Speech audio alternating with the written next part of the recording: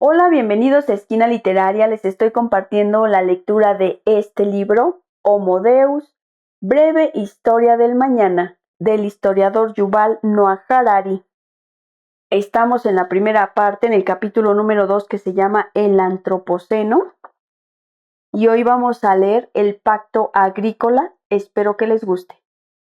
¿Cómo justifican los agricultores su comportamiento? Mientras que los cazadores-recolectores apenas eran conscientes del daño que infligían al ecosistema, los agricultores sabían bien lo que hacían, sabían que explotaban animales domesticados y que los sometían a los deseos y caprichos humanos, justificaban sus actos en nombre de las nuevas religiones teístas que proliferaron y se propagaron después de la Revolución Agrícola. Estas sostenían que el universo está gobernado por un grupo de grandes dioses, o quizá por un solo dios, con mayúscula. Normalmente no asociamos esta idea a la agricultura, pero al menos en sus inicios las religiones teístas fueron una iniciativa agrícola. La teología, la mitología y la liturgia de religiones tales como el judaísmo, el hinduismo y el cristianismo giraban al principio alrededor de las relaciones entre humanos, plantas domésticas y animales de granja. El judaísmo bíblico, por ejemplo, satisfacía a campesinos y a pastores. La mayoría de sus mandamientos trataban de la vida agrícola y aldeana, y sus festividades más importantes eran las celebraciones de las cosechas. En la actualidad la gente imagina que el antiguo templo de Jerusalén era una especie de gran sinagoga, en la que sacerdotes vestidos con túnicas de un blanco níveo daban la bienvenida a peregrinos devotos. Coros melodiosos cantaban salmos y el incienso perfumaba el aire. En realidad su aspecto se aproximaba mucho más a una mezcla de matadero y barbacoa que al de las sinagogas actuales. Los peregrinos no llegaban con las manos vacías, llevaban consigo un séquito interminable de ovejas, cabras, gallinas y otros animales que eran sacrificados en el altar de Dios y después cocinados y comidos. Los coros que cantaban salmos apenas se podían oír, debido a los mugidos y los balidos de terneros y cabritos. Los sacerdotes, con las túnicas manchadas de sangre, cortaban el gaznate de las víctimas, recogían en jarras la sangre que emanaba a borbotones y la vertían sobre el altar. El perfume del incienso se mezclaba con los olores de la sangre coagulada y la carne asada, mientras enjambres de moscas negras zumbaban por todas partes. Una familia judía moderna celebrando una festividad con una barbacoa en el jardín de casa se parece mucho más al espíritu de los tiempos bíblicos que la familia ortodoxa que pasa el tiempo estudiando las escrituras en una sinagoga. Las religiones teístas como el judaísmo bíblico justificaban la economía agrícola mediante nuevos mitos cosmológicos. Previamente las religiones animistas representaban el universo como una gran ópera china con un elenco ilimitado de actores extravagantes, elefantes y robles, cocodrilos y ríos, montañas y ranas, fantasmas y hadas, ángeles y demonios. Cada uno tenía un papel en la ópera cósmica. Las religiones teístas reescribieron el guión, transformaron el universo en un deprimente drama de Ibsen, con solo dos personajes principales, el hombre y Dios. Los ángeles y los demonios consiguieron sobrevivir a la transición transformándose en los mensajeros y sirvientes de los grandes dioses, pero el resto del elenco animista, todos los animales, plantas y otros fenómenos naturales, se transformó en un decorado silencioso. Cierto es que algunos animales eran considerados sagrados para un dios u otro, y muchos dioses tenían rasgos animales. El dios egipcio Anubis, con cabeza de chacal, e incluso Jesucristo, a quien a menudo se representa como un cordero, pero los antiguos egipcios podían apreciar la diferencia entre Anubis y un chacal corriente que se introdujera en la aldea para cazar gallinas, de la misma forma que ningún carnicero cristiano confundía nunca con Jesús al cordero que tenía bajo su cuchillo. Normalmente creemos que las religiones teístas sacralizaban a los grandes dioses. Solemos olvidar que también sacralizaban a humanos. Hasta entonces, Homo sapiens había sido solo un actor en un elenco de miles de personajes. En el nuevo drama teísta, el sapiens se convirtió en el héroe central alrededor del cual giraba todo el universo. Mientras tanto, a los dioses se les asignaban dos funciones relacionadas. En primer lugar, explicaban qué es lo que tienen de tan especial los sapiens y por qué los humanos tienen que dominar y explotar a todos los demás organismos. El cristianismo, por ejemplo, sostenía que los humanos dominan al resto de la creación, porque el Creador les confirió la autoridad para hacerlo. Además, según el cristianismo, Dios concedió un alma eterna solo a los humanos. Puesto que el destino de esta alma eterna es el objetivo de todo el cosmos cristiano, y puesto que los animales no poseen alma, estos son meros extras. Así, los humanos se convirtieron en la cúspide de la creación, mientras que todos los demás organismos quedaron marginados. En segundo lugar, los dioses tenían que mediar entre los humanos y el ecosistema. En el cosmos animista todos hablaban directamente con todos. Si uno necesitaba algo del caribú, las higueras, las nubes o las rocas, se dirigía a ellos. En el cosmos teísta, todas las entidades no humanas fueron silenciadas. En consecuencia, uno ya no podía hablar con árboles ni animales. ¿Qué hacer, pues, cuando uno quería que los árboles dieran más fruto, las vacas dieran más leche, las nubes aportaran más lluvia y las langostas se mantuvieran alejadas de sus cultivos? Aquí es cuando los dioses entraban en escena. Prometían proporcionar lluvia, fertilidad y protección, siempre que los humanos hicieran algo a cambio. Esta era la esencia del pacto agrícola. Los dioses amparaban y multiplicaban la producción agrícola, y a cambio los humanos tenían que compartir el producto con los dioses. Este acuerdo abastecía a las dos partes, a expensas del resto del ecosistema. Hoy en día los devotos de la diosa Gadimai celebran su festival cada 5 años en la aldea de Bariyapur, Nepal.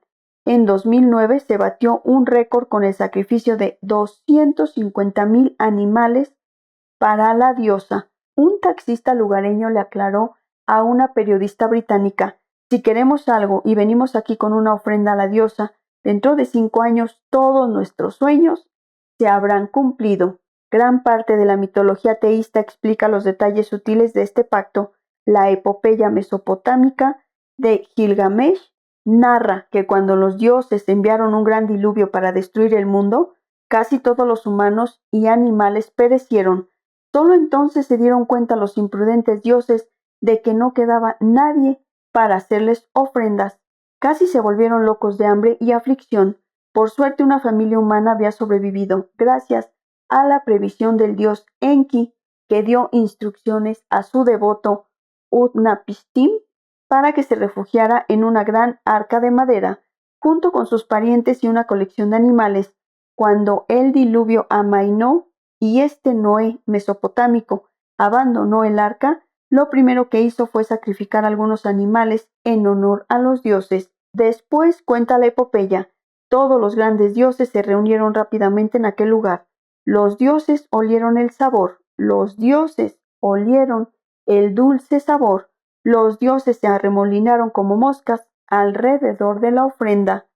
El relato bíblico del diluvio, escrito más de 1000 años después de la versión mesopotámica, narra también que inmediatamente después de salir del arca, alzó Noé un altar de Yahvé, y tomando de todos los animales puros y de todas las aves puras, ofreció sobre el altar un holocausto, y aspiró Yahvé el suave olor, y se dijo en su corazón: no volveré ya más a maldecir la tierra por el hombre. Este relato del diluvio se convirtió en un mito fundacional del mundo agrícola. Desde luego es posible darle un giro ambientalista moderno. Así, el diluvio nos enseñaría que nuestros actos pueden acabar con todo el ecosistema y que los humanos tienen el precepto divino de proteger el resto de la creación. Pero la interpretación tradicional consideraba el diluvio prueba de la supremacía humana y de la insignificancia de los animales. Según estas interpretaciones, a Noé se le conminó a salvar todo el ecosistema para proteger los intereses comunes de dioses y humanos y no tanto de los intereses de los animales. Los organismos no humanos no tienen valor intrínseco y solo existen para nuestro beneficio. Después de todo, cuando vio Yahvé cuánto había crecido la maldad del hombre sobre la tierra, decidió exterminar al hombre que cree de sobre la faz de la tierra y con el hombre a los ganados, reptiles y hasta las aves del cielo, pues me pesa de haberlos hecho. La Biblia considera que es perfectamente normal destruir a todos los animales como castigo por los crímenes de Homo sapiens, como si la existencia de jirafas, pelícanos y mariquitas hubiera perdido todo propósito si los humanos se portan mal. La Biblia no podía imaginar una situación en la que Dios se arrepiente de haber creado a Homo sapiens, borra a este simio pecador de la faz de la tierra y después pasa toda la eternidad gozando de las gracias de avestruces, canguros y pandas. No obstante, las religiones teístas tienen algunas creencias respetuosas con los animales. Los dioses confirieron a los humanos autoridad sobre el reino animal, pero dicha autoridad conllevaba algunas responsabilidades. Por ejemplo, a los judíos se les ordenó que permitieran que los animales de granja descansaran el sabbat y que siempre que fuera posible evitaran causarles un sufrimiento innecesario, aunque cuando los intereses entraban en conflicto, los de los humanos siempre se imponían al de los animales. Un cuento talmúdico narra que en el camino al matadero un ternero se escapó y buscó refugio con el rabino Yehuda Hanasi, uno de los fundadores del judaísmo rabínico. El ternero metió la cabeza bajo el holgado ropaje del rabino y empezó a llorar, pero el rabino lo apartó de sí y le dijo: «Ve, fuiste creado para ese fin». Puesto que el rabino no mostraba misericordia, Dios le castigó y le hizo padecer una dolorosa enfermedad durante 13 años. Después, un día una sirvienta que limpiaba la casa del rabino encontró unas ratas recién nacidas. Se dispuso a sacarlas de la casa con la escoba. El rabino Yehuda se apresuró a salvar a las indefensas ratitas y dijo a la sirvienta que las dejara en paz, porque es benigno Yahvé para con todos y su misericordia para con todas sus obras. Puesto que el rabino mostró compasión para con estas ratas, Dios mostró compasión para con el rabino, y éste fue curado de su enfermedad. Otras religiones, en particular el jainismo, el budismo y el hinduismo, han hecho gala de una empatía incluso mayor con los animales. Ponen especial énfasis en la conexión entre los humanos y el resto del ecosistema, y su precepto más ético ha sido no matar a ningún ser vivo, mientras que el bíblico «no matarás» se refería solo a los humanos. El antiguo principio indio de la ahimsa, la no violencia, se hace extensivo a todo ser consciente. Los monjes jainistas son particularmente prudentes al respecto.